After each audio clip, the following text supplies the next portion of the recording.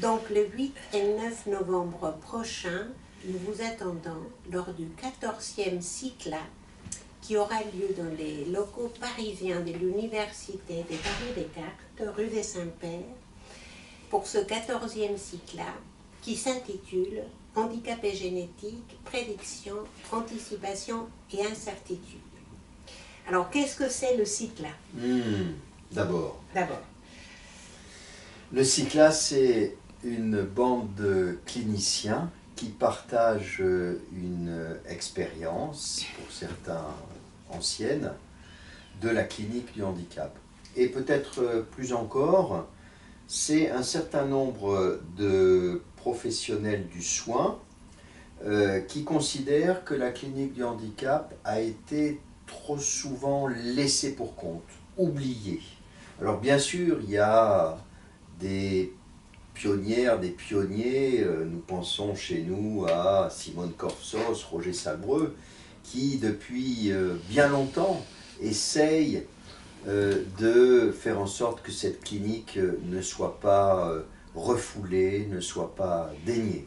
Mais c'est vrai que le CICLA a pris à bras-le-corps vraiment cette mission de réunir dans une atmosphère propice à la réflexion et au travail scientifique des cliniciens qui ont pour point commun de relever le défi, parce que c'est une clinique extrêmement complexe et difficile, le défi de la clinique du handicap. Voilà, et je pense que d'année en année, les colloques et puis les publications qui ponctuent chacune des journées, eh bien, démontrent effectivement le manque qu'il y avait en France à ce sujet-là et la façon dont un certain nombre de cliniciens s'investissent et restent d'année en année fidèles.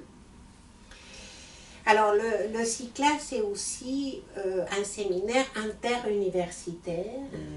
Donc plusieurs universités sont représentées. Lyon 2 par Albert Sicone, l'Université Nanterre Régine Selle, Marco Araneda, Paris Diderot, et Anne Boissel, l'Université des Rouen.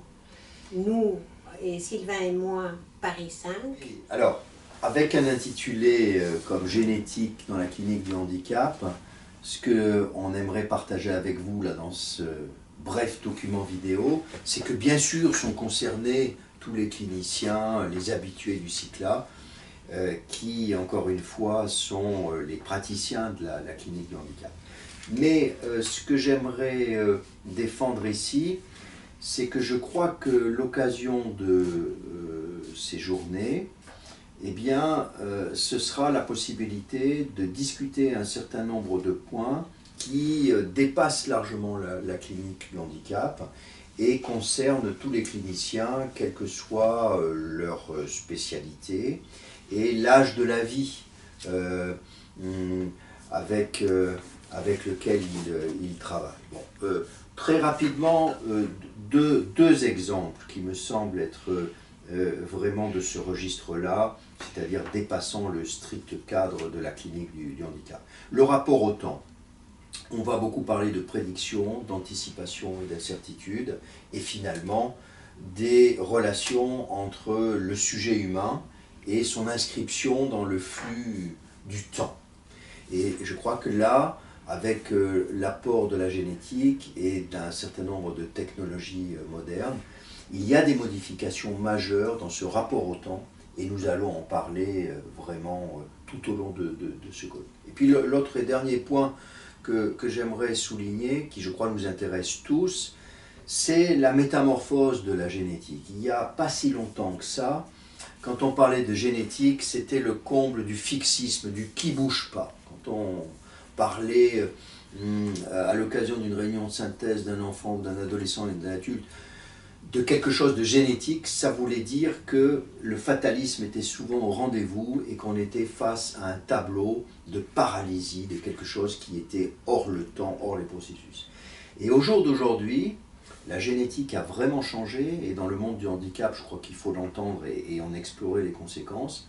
La génétique, c'est le lieu où on trouve de plus en plus des experts dans l'interaction entre le sujet et son environnement. Et la notion d'épigénétique vient bien justement incarner cette interaction entre le sujet et son environnement. Et au jour d'aujourd'hui, un certain nombre de généticiens sont finalement des avocats remarquables de ce qu'il en est de la polyfactorialité et ce qu'il en est de l'influence de l'environnement. Donc ça, je crois que ça dépasse largement le cadre de la clinique du handicap, et c'est quelque chose qui peut, j'espère, attirer beaucoup d'entre vous qui vous posez un certain nombre de questions contemporaines.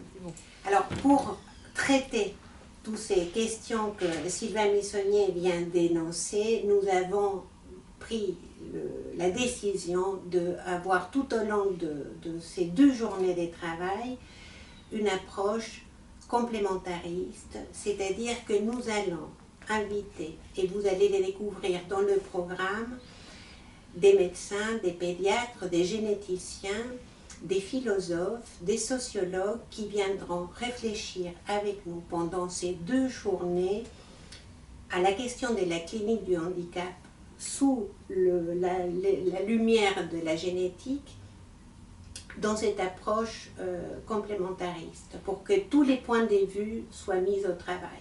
Donc c'est pour toutes ces raisons que nous vous attendons les 8 et 9 novembre au CICLA. À bientôt.